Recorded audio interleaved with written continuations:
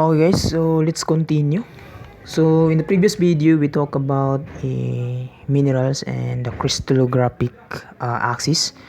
So this time, let's talk about the axial ratios. So if it talks about axial ratio, that is the relative length of the crystallographic axis. So normally taken as relative to the length of B crystallographic axis. So for example, if bali yung axial ratio is just A over B, B over B, and C over B. So nakikita mo na relative lahat siya dun sa length nung B crystallographic axis. So ito yun yung sinasabi niyang crystallographic axis. Okay? So, yung A dyan, yung ito, that is refers to the actual length of the crystallographic axis, A. And yung B dito, that is refers to the actual length of the crystallographic axis, B. And yung C dito, that refers to the actual length of the crystallographic axis, C. Okay? So, ito yung mga different na mga axial ratios for different system, no? So, for triclinic, monoclinic, and orthorhombic crystal system, so ito naman yung mga axial ratio niya. A over B is to 1 is to C over B. Okay? So, usually, it is shortened to A is to 1 is to C. Okay? For the tetragonal crystal system, that is 1 is to 1 is to C over B. No? Okay? So, usually, it is shortened to pwede 1 is to 1 is to C or 1 is to 1 is to C lang. Pwede ganun. And for the isometric crystal system, so we have 1 is to 1 is to 1. So, usually shortened to 1. Okay? And we have also the hexagonal crystal. So, meron siyang apat. No? 1 is to 1 is to 1 is to C over A. So, dito is nakadivide siya ng A. So, take note of that. So, usually, it is shortened to 1 is to C, no?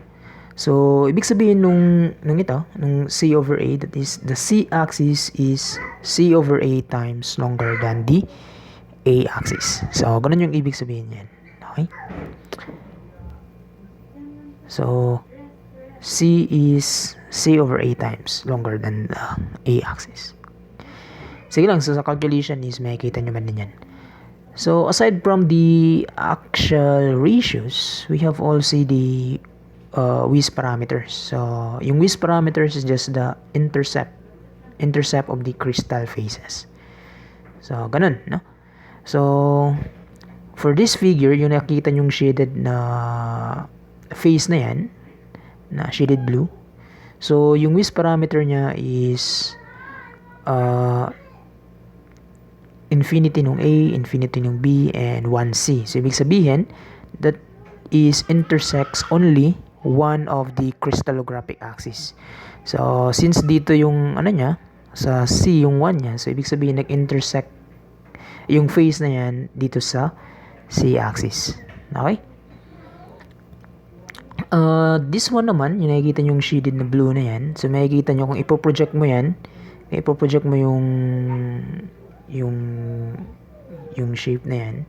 So, makikita mo na mamimit niya yung or mai-intersect niya yung A and B axis. So, ibig sabihin, yung A and B axis yung na-intersect niya.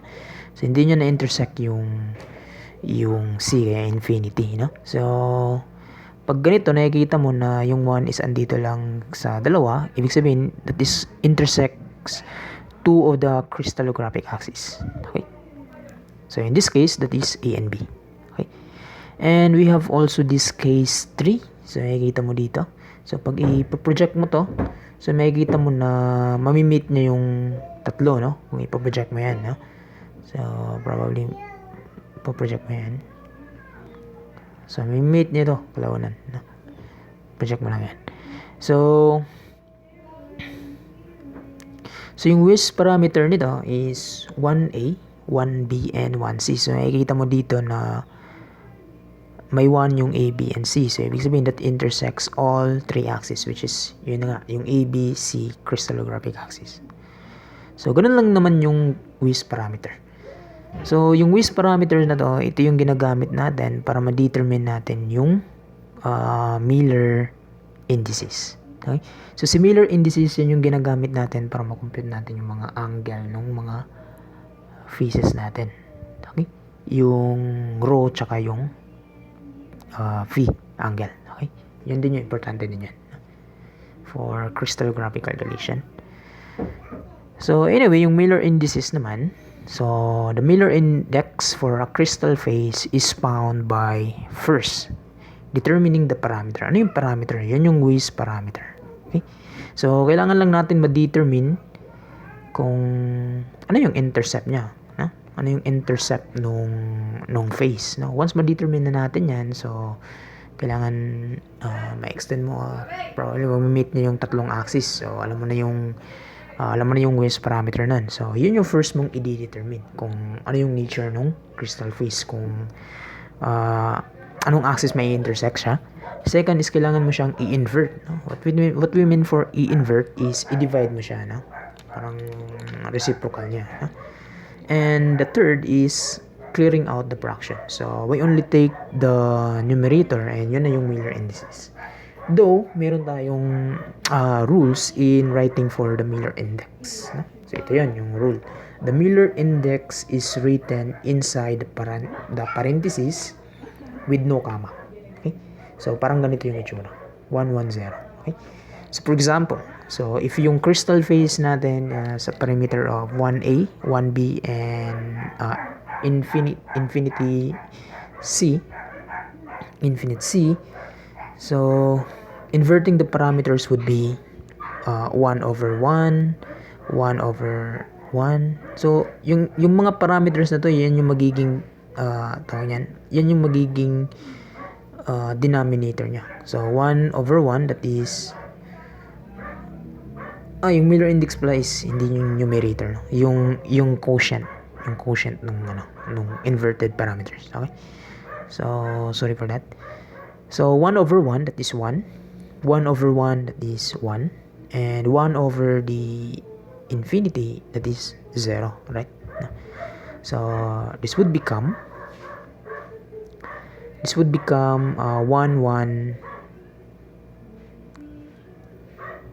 0. Okay? So, yun yung Miller index. Okay? So, pero yung pagkasulat natin is parentheses with no comma. 1, 1, 0. So, anyway, kung masanay ka na, is madali naman din to mag-determine ng Miller index. So, another example is meron tayong ganitong parameter, 1A, infinite B, and infinite yung C. So, ibig sabihin, 1 over 1, 1 over infinite, and 1 over infinite, that is 1, 0, 0.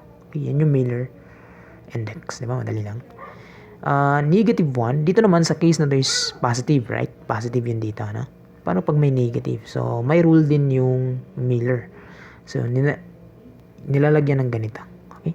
So, yung pagbabasa nito is minus 1. So, yung minus andun sa ibabaw ng number. Okay? So, 1 over the negative 1, 1 over the infinite, and 1 over infinite, that is negative 1, 0, 0. Okay? So, minus 1, 0, 0. Okay? And we have also the parameters, for example. So, hindi naman din lahat infinite, no? Tsaka hindi man din lahat 1, no? So, minsan merong 1/3, minsan merong 3, merong 2, merong 4, merong 1/5. Ganun, no? So, this alam niya natin yan. So, that is just 1 over 1, 1 over 1, and 1 over the 1/3. Ito is 1 over 1/3. Kaya, naging 3 divided by 1, no? Kaya, yung mangyayari is 1, 1, 3.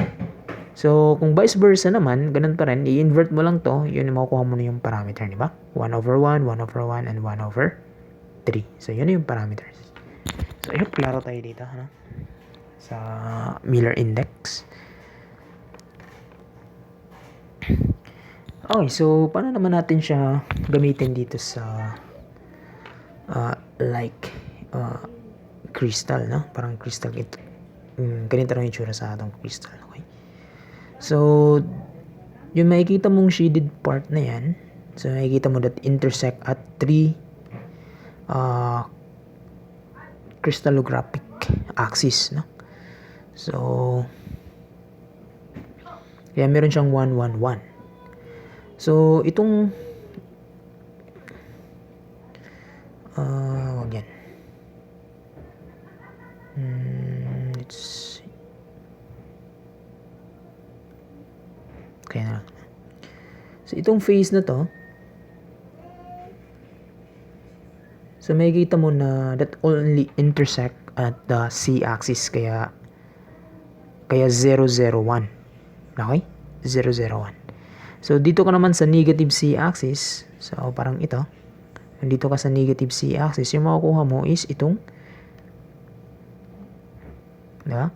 Itong 0, 0, minus 1. Okay? So, lalagyan mo ng bar yung 1. Okay? Dito ka sa positive c-axis. So, 0, 0, 1. Okay? I hope klaro tayo dyan. Okay, so next is okay na yun sa top. Dito tayo sa side. So dito sa side naman, makikita mo dito, di ba? Yung face na to only intersects at a crystallographic axis, kaya meron tayong 1, 1, 1, 1, 1, 0, di ba? Kasi andito lang siya sa a axis. So kung dito ka naman sa negative a crystallographic axis, so yung mangyayari is ito naman yung makukuha mo, minus 1, 0, 0. So maglalagay ka lang ng bar dun sa 1. Yan yung sa negative na part. So yun, klaro tayo dyan, ha. Okay, so kung dito naman sa kabilang side, yung dito, so yung dito naman is nag-intersect siya dito sa b axis, no? Kung i-extend mo yan, may intersect niya yung b axis, kaya yung malars niya is ito. Diba? 0, 1, 0. Kung dito ka sa kabilang side, so expected, magbabar lang yung 1 sa gitna, no? Which is, in this case, ito yan. Okay? So, 0, minus 1, 0. Okay? Or bar lang. Lalagyan mo lang ng bar yung 1. So, I hope, klaro tayo dito. Okay? So aside from that, we have also the Miller index notation. So, sa Miller index notation, for unknown parameters, we label it as H, K, and L. Okay? So, pag yung phase natin intersects at B and C axis, so, baliwala yung A, hindi niya na-intersect. So, 0 lang yung A. Pag nag-intersect siya sa E and C, so, hindi niya na-intersect yung B. So, yung sa B yung, so, tandaan mo lang A, B, and C. Ganun lang. A, B, C. Parang ganun. Dito naman, nag-intersect siya dito sa A and B. So, yung C yung wala niya. So, ganun lang yung label ng Miller index notation. So, kaya mas madali siyang tandaan. So, titignan mo lang yung crystal phase. Then, malalaman mo na kung ano yung index notation niya. Okay? So, which is, yun yung ginagamit talaga natin. Okay? Sa calculation. Okay, so sa next na video is pag-usapan natin yung rho and phi angles for the crystal phase. And I think magko-compute na tayo, no? Ng mga examples for crystallographic calculation. Okay? So I think that's it. See you in the next video. Thank you.